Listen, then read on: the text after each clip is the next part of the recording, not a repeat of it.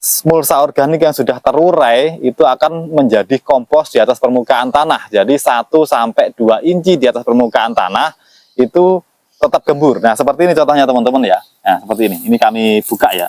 Ini juga sudah kami kasih kohe waktu yang lalu ya. Ternyata kohenya juga belum. Nah, ini. Di sini ini tetap gembur teman-teman ya. Tetap gembur di sini. Jadi ini tidak perlu kami gali, tidak perlu kami gemburkan lagi. Karena di sini nanti sudah gembur dan akar tanaman akan naik ke atas. Assalamualaikum warahmatullahi wabarakatuh. Berjumpa kembali di channel kesayangan kita, Pak Eko Project.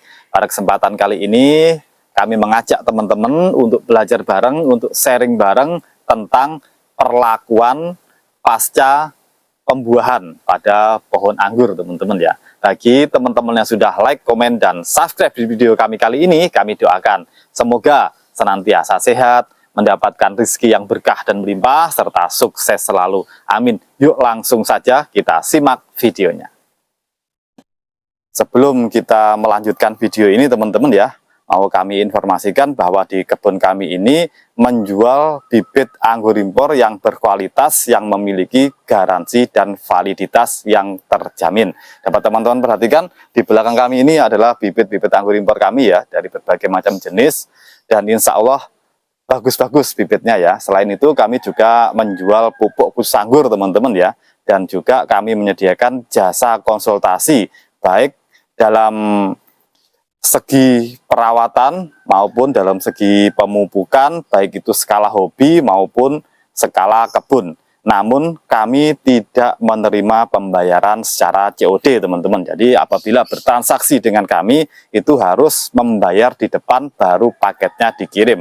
Kalau ada pihak-pihak yang mengatasnamakan kami dengan mau menerima COD, harap hati-hati. Itu bukan kami. Teman-teman pengangguran, khususnya teman-teman pengangguran pemula, pada kesempatan kali ini kami mau sharing ya, sekaligus mengajak teman-teman untuk belajar bareng tentang perlakuan pasca panen. Jadi teman-teman, di kebun kami ini pasca panen itu ada 6 perlakuan yang kami lakukan teman-teman ya. Yang pertama itu istirahatkan dulu pohonnya teman-teman ya. Karena sudah kami trial beberapa kali, itu pohonnya kurang istirahat istilahnya ya. Setelah panen langsung kami pruning lagi dan hasilnya kurang maksimal teman-teman ya. Jadi istirahatkan dulu pohonnya. Kalau di kami itu sekarang itu kami istirahatkan sekitar 1 bulan atau 4 minggu teman-teman ya. Nah, perlakuan yang kedua apa Pak Eko? Perlakuan kedua pasca panen yaitu kita kembalikan air ke dalam media. Karena kan di saat 2 minggu sebelum panen itu kan kalau di kami 2 minggu sebelum panen itu sudah tidak kami siram, otomatis tanaman itu akan stres teman-teman ya, karena mencari air sangat jauh itu ya. Seperti inilah upaya kami teman-teman. Ini adalah upaya yang kami lakukan, yaitu mengembalikan air ke dalam media. Jadi siram jenuh ya media tanamnya itu, perbanyak penyiraman supaya tanamannya seger kembali. Seperti ini. Kalau di kami sistem drip seperti ini dapat kami lakukan, tinggal buka stop keran di sana, maka akan mengalir seluruh kebun teman-teman ya. Air, karena air adalah komponen yang sangat penting dalam kehidupan, baik itu tanaman maupun makhluk hidup yang lain teman-teman ya. Nah, yang ketiga Bapak Eko, yang ketiga ini yaitu kembalikan kesuburan tanah ya. Jadi perlu digarisbawahi ya, kalau kita memupuk kimia itu kita memberi makan tanamannya ya. Pupuk kimia nanti akan diurai oleh bakteri tanah, dan itu untuk makan tanaman ya. Jadi yang dimakan itu bukan N, bukan P, bukan K, namun yang sudah dirubah menjadi ion yang mampu diserap oleh akar tanaman ya. Itu pupuk kimia. Nah, pupuk organik yang kali ini kami melakukannya di lahan ini yaitu dengan kohe teman-teman, kotoran hewan. Ya ini seperti ini. Ini kemarin ini ditutup mulsa teman-teman pada waktu pembuahan ya. Ini mulsanya kami gulung dan ini kami kasih pupuk kori kotoran hewan. Nah seperti ini. Ini dalamnya adalah kohe teman-teman. Ini dalamnya adalah kohe selip teman-teman. Ini kami tabur di area budidaya ya. Bisa ditabur di dalam bak ini ataupun ditabur di luar area budidaya ini atau di jalan ini teman-teman ya. Kenapa kok jalannya juga dipupuk Pak Eko? Jadi gini teman-teman ya, pohon anggur itu pohonnya di sini ya, pohonnya di sini. Itu akarnya bukan cuma di sini teman-teman ya, namun akarnya juga ke sini. Jadi satu pohon di sana itu bisa akarnya itu sampai 4-5 meter bahkan lebih ya. Jadi kita juga tidak tahu di dalam karena kita juga tidak bisa melihat akarnya di mana. Jadi gambling aja semua ditaburi kohe. Itu untuk apa? Untuk menjaga kesuburan tanah. Kalau tadi pupuk kimia untuk memberi makan pohonnya, sekarang pupuk kohe ini untuk memberi makan tanahnya teman-teman ya, supaya tanahnya ini tetap hidup, istilah kami ya, tanahnya tetap terjaga nutrisinya. Jadi yang kita masukkan di dekat pohon itu pupuk kimia, yang di jauh ini sebagai nutrisi cadangan tanaman, karena kohe itu juga mengandung nitrogen, mengandung fosfat juga. Jadi itu baik untuk pertumbuhan tanaman yang tidak bisa langsung diserap. Karena apa? Karena perlu dekomposisi ya, perlu dekomposer. Nah, bagaimana caranya? Sebenarnya Pak, sebenarnya teman-teman ya, di tanah ini sudah mengandung mikroba yang mampu untuk membantu dekomposisi unsur organik yang kita masukkan atau kita taruh di atasnya. Tidak terkecuali yaitu kohe atau kotoran hewan yang kita tabur teman-teman ya. Namun untuk mempercepat itu, nah ini treatment selanjutnya yaitu dikasih yang namanya dekomposer tambahan teman-teman ya. Bisa teman-teman gunakan EM4, M21, kalau di kami ini kami menggunakan ETBS yang sudah kami pakai bertahun-tahun dan alhamdulillah hasilnya bagus teman-teman ya. Nah, kalau di tempat kami sistem treatment kelima itu adalah penggemburan metan, penggemburan metan. Jadi di sini tidak selalu kami lakukan penggemburan teman-teman ya. Karena apa? Karena kami menggunakan sistem teraganik teman-teman ya. Nah, ini seperti ini teman-teman ya. Nah, ini adalah sistem teraganik. Jadi ini ada mulsa organik di sini ya. Ini kan mulsa organik. Jadi di bawahnya ini selalu gembur teman-teman ya, karena mulsa organik yang sudah terurai itu akan menjadi kompos di atas permukaan tanah. Jadi 1-2 inci di atas permukaan tanah itu tetap gembur. Nah, seperti ini contohnya teman-teman ya. Nah, seperti ini. Ini kami buka ya. Ini juga sudah kami kasih kohe waktu yang lalu ya. Ternyata kohenya juga belum. Nah, ini. Di sini ini tetap gembur teman-teman ya. Tetap gembur di sini. Jadi ini tidak perlu kami gali, tidak perlu kami gemburkan lagi. Karena di sini nanti sudah gembur dan akar tanaman akan naik ke atas. Jadi ketika menggemburkan, yang digemburkan ini adalah di jalan ini, di jalan ini. Jadi penggemburan itu di kami itu hukumnya sunnah. Dan kalau dilakukan penggemburan ini di tanah ini, di jalan ini digemburkan sekaligus pruning akar. Jadi kalau teman-teman melakukan penggemburan ya, melakukan pencangkulan pada media area budidaya teman-teman, jangan takut akarnya kepotong karena cangkul teman-teman ya, nggak apa-apa.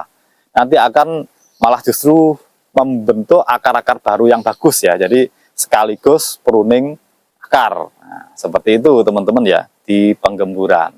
Jadi teman-teman, penggemburan itu juga sangat penting dilakukan. Disesuaikan juga dengan situasi dan kondisi tanaman, juga situasi dan kondisi tempat budidaya teman-teman ya. Karena di tempat kami ini memakai sistem apa istilahnya ya, standar ganda teman-teman ya, ngomongnya standar ganda. Kenapa? Karena ada tanaman yang setelah buah atau pasca tanam langsung dilakukan foundation pruning, dan ada tanaman yang setelah buah itu dilakukan pembuahan lagi kalau cuacanya masih memungkinkan. Jadi 2 kali pembuahan baru dilakukan foundation pruning. Karena apa? Karena faktor kadang cuaca masih memungkinkan dilakukan pembuahan lagi. Yang kedua, tanaman itu atau pohon anggur, jenis anggur tersebut bisa dibuahkan di tempat tersebut di batang coklat. Itu biasanya kami lakukan pembuahan yang kedua. Dan ada jenis-jenis tertentu yang suka dibuahkan di batang kuning. Contohnya ya, Basanti. Contohnya lagi Everest, Julian, Transfigurasi, itu mudah dibuahkan di batang kuning. Seperti ini teman-teman. Di atas kami ini adalah anggur Everest. Yang kemarin sudah kami panen, sudah habis buahnya ya. Di kebun ini sudah tidak ada buah teman-teman. Sudah habis. Nah, Everest ini sangat mudah dibuahkan di batang kuning. Jadi di sini nanti ya, di sini kuning. Jadi kami setelah panen seperti ini, kalau anggur Everest kami lakukan setelah diistirahatkan tadi ya, dan treatment 1, 2, 3, 4 tadi, itu kami lakukan foundation pruning di bat 1 atau 2 di sini. Nanti muncul lagi tunas yang sehat ke sini, terus di asal break di sini, sudah batangnya kuning, lalu kami lakukan pruning lagi, pruning pembuahan tanpa membuang daun. Nah, itu Everest itu bisa dilakukan juga di transfigurasi, Julian, atau di Basanti. Kalau teman-teman membuahkan anggur Basanti sulit, ya seperti itu, dibuahkan di batang kuning atau perubahan warna ya, dari hijau ke coklat. Nah, seperti itu. Terus sekarang treatment ke berapa teman-teman ya? Treatment ke 6 ya. Treatment ke 6. Nah, di treatment ke 6 itu tergantung tujuan kita mau foundation pruning atau mau dibuahkan lagi. Di sini yaitu pemupukan teman-teman ya. Kalau teman-teman tujuannya untuk di foundation pruning, kan arahnya ke fase vegetatif lagi kan ya, pembentukan batang tersier lagi yang baru. Nah, itu teman-teman perlu melakukan pemupukan nitrogen yang tinggi atau N-nya yang tinggi teman-teman ya. Atau teman-teman bisa menggunakan NPK seimbang juga bisa ya di fase vegetatif. Nah, berbeda kalau teman-teman mau membuahkan lagi, seperti ini rencana mau kami buahkan lagi ya. Itu teman-teman melakukan pemupukan dengan fosfat dan kalium yang tinggi, N-nya minimal saja karena arahnya ke fase generatif teman-teman ya. Sekarang adalah treatment yang ketujuh teman-teman ya. Treatment yang ketujuh tergantung tujuannya tadi teman-teman ya, karena kami menggunakan standar ganda. Tujuannya dibuahkan lagi atau tujuannya untuk dilakukan foundation pruning, yaitu treatment yang ketujuh adalah dilakukan pemangkasan, baik itu foundation pruning atau pemangkasan ulang untuk dilakukan pembuahan. Nah, seperti itu teman-teman ya. Jadi kami simpulkan teman-teman ya, kami simpulkan dari penjelasan yang kami yang lebar dan panjang tadi ya, ada 7 treatment yang kami lakukan. Yang pertama, istirahatkan pohon. Kedua, kembalikan air. Yang ketiga, kembalikan kesuburan tanah dengan melakukan penambahan kohe. Yang keempat, yaitu penambahan mikroba atau dekomposer. Yang kelima, yaitu penggemburan media. Yang keenam, yaitu pemupukan ya, pemupukan kimia sesuai dengan tujuan teman-teman, baik itu pupuk yang tinggi N atau pupuk yang tinggi K. Dan yang ketujuh yaitu dilakukan pemangkasan ulang, baik itu foundation pruning atau pemangkasan untuk pembuahan selanjutnya. Seperti itu teman-teman, semoga bermanfaat. Demikianlah teman-teman sharing kami kali ini. Semoga informasi yang kami bagikan melalui video kami kali ini dapat bermanfaat dan menginspirasi kita semua. Jangan lupa terus ikuti, pantau, serta dukung channel kami, Pak Eko Project, supaya terus berkembang dengan cara like, comment, subscribe, serta share video kami sebanyak-banyaknya untuk menjangkau manfaat yang lebih luas. Sampai jumpa di video-video inspiratif dari kami berikutnya. Salam satu hobi, salam pengangguran Nusantara, petani muda, mari berkarya. Assalamualaikum warahmatullahi wabarakatuh.